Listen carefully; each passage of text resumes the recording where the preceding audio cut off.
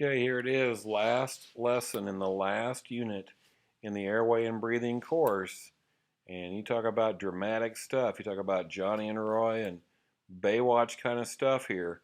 Surgical crics. Now there's a whole bunch of ways that have been taught over the years to do surgical crics. And there's cric kits and there's trach hooks, and some take 2, 3, 4 people to do, and it's really something that we looked at carefully as to how we were going to teach this, and we've decided on a very simple technique, and it's a technique that is used in our system, and it's the three-step cric, or the bougie cric, and it's really a high drama situation, but this is not complicated. There's fewer hand movements, fewer steps, less equipment. You need less help, and we're pretty confident that this is the right answer. So anyway, when would you cric the patient?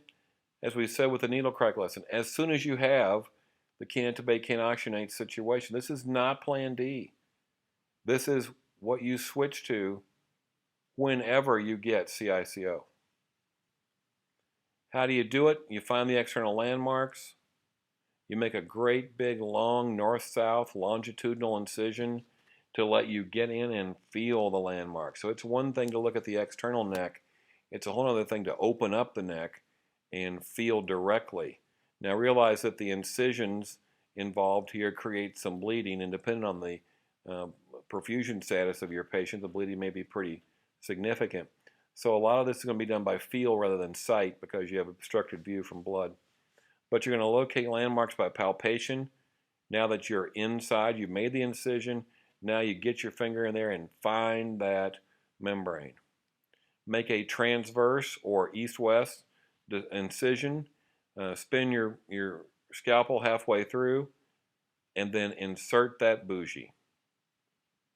You've got to get your finger in that hole. You've got to get the bougie in that hole. You don't want to lose the hole. A lot of bleeding and stuff. And then you simply place the ET tube over the bougie. Sounds really simple. A lot of good practice, excellent prop that we can use in lab. Probably need to spend more time on that than listen to me talk about it on a video. But we've got 2 or 3 videos on the Moodle as well to support it. So, surgical cric. The idea is that you make the long cut, longitudinal cut, a relaxing incision that lets you get in to feel the landmarks internally, and then you go from there.